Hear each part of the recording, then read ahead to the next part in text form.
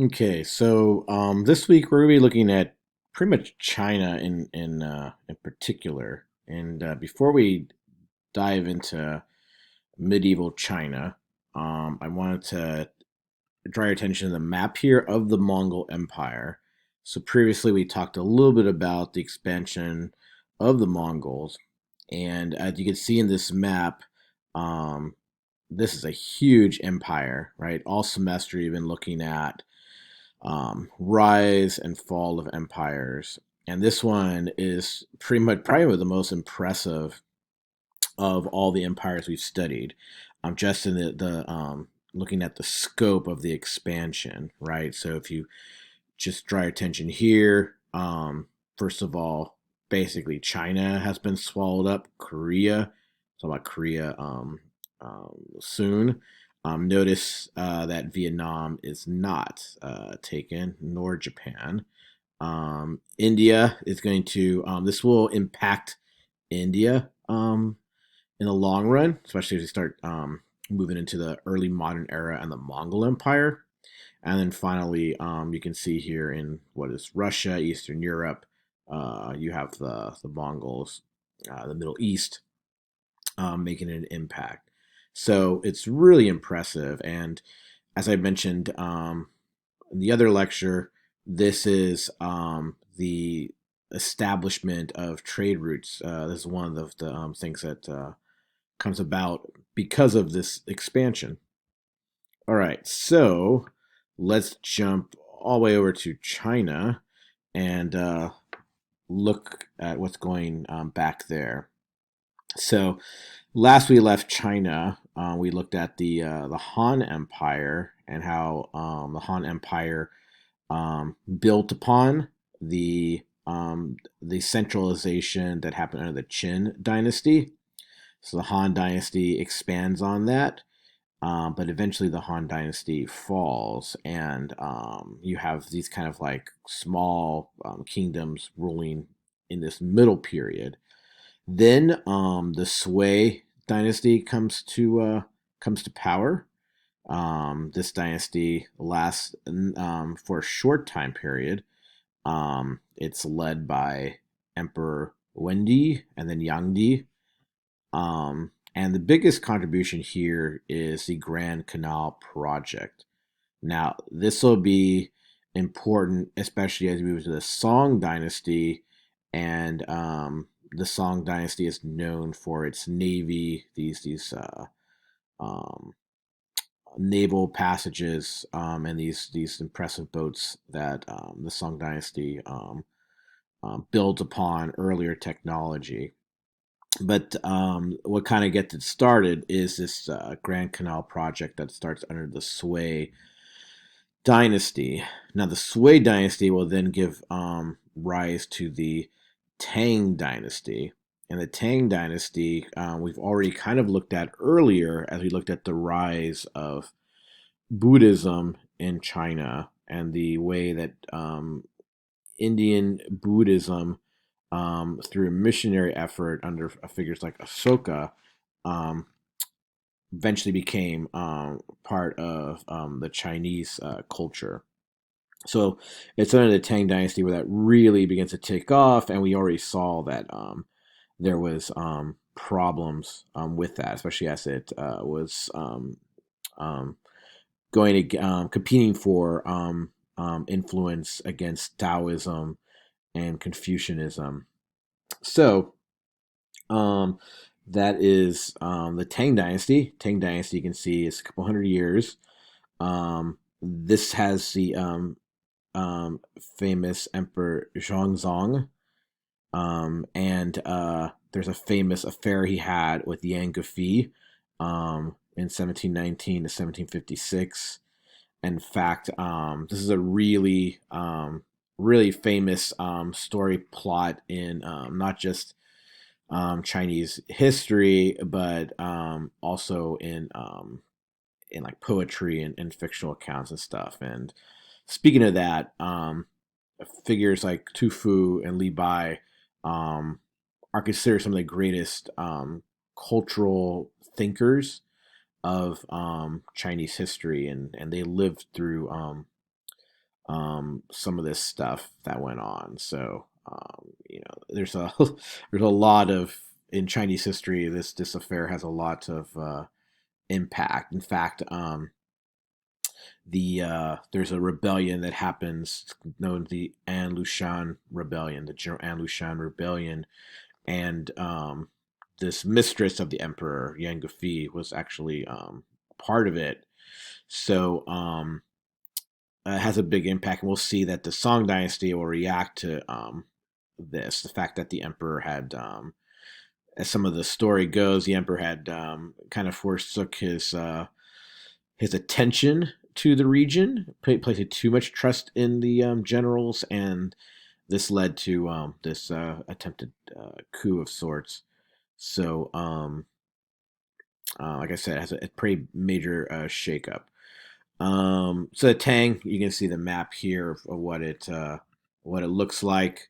Um, is is known for building upon the sway. It's at its start with Emperor Taizong, is known as the era of good government. This development of Chinese bureaucracy, as we talked about last week, not last week, last time we looked at China, it definitely is building upon earlier contributions in Chinese history. All right, so that's the Tang Dynasty. And in fact, one of the documents I have for you to read is some poetry by Tu Fu, so you can kind of see why he's a big deal. It's funny, you read some of his poetry, and I swear it reads super contemporary. So hopefully you pick up on that. So then we get to the Song Dynasty. The Song Dynasty, in the estimation of historians, is like this big expansion of the of Chinese culture. I mean, this is the sort of peak at a certain point of um, technological and cultural development. So, what do I mean by that? Well, under the first emperor, he was able to start to create an even bigger state bureaucracy. One of the things he does is basically has like a retirement service for generals, and so it prevents the kind of rebellion that happened during the Tang Dynasty. So that is one thing. Probably what it's, if you had to like boil it down to like what is the Song Dynasty most known for, it is the technology, the fact that they're printing paper money by using block printing. Um, that, as I mentioned earlier, they have probably the best developed navy in the world. They've already developed a compass and even the use of gunpowder.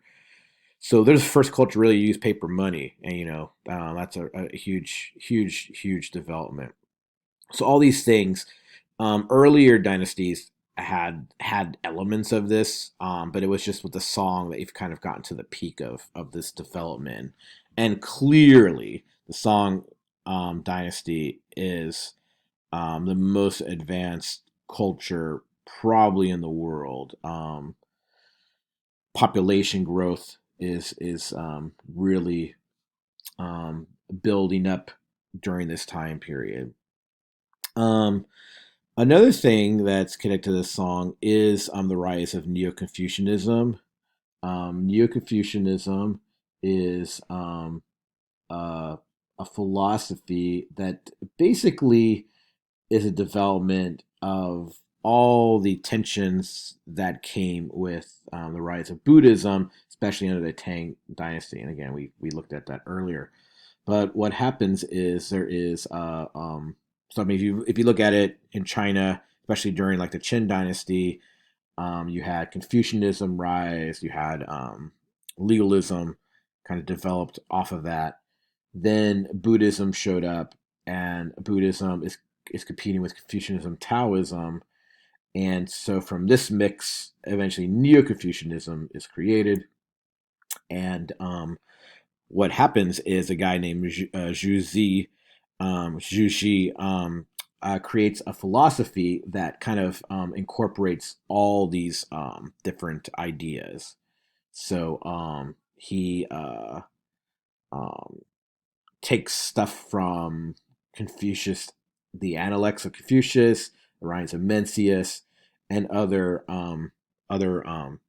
philosophies connected to the school of Confucius, and then starts to mix it with elements of Taoism. And so ideas like the Tai Chi is like read through Confucianism. And so there is this kind of sense of like, yeah, the Confucian concern for the ethical and the public, but also this sense of the individual staring into the face of ultimate reality, basically, and of like this life source energy that is part of like Taoism and Buddhism.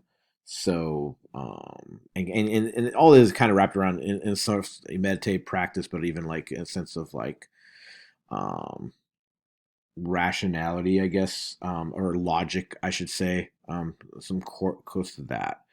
So this idea kind of carries on into even into the modern era in a lot of ways. So and it also reflects the way China is able to basically, as I mentioned from the earlier lecture on China, is able to kind of adapt and kind of go with the cultural changes. So under the under the song, developments of ideas, developments of technology, paper money, increase in trade, based because they have like the things like the Grand Canal, um, and uh, and just the increase in prosperity. Their development in food. Obviously, if people are being fed and everybody's generally prosperous, then population is going to grow and it's going to be happy. Well, this will change. It looks like I'm running out of time, so this will change when the Mongols invade this territory. So we stop the lecture here, and we'll bring up the Mongols, and then further developments in China.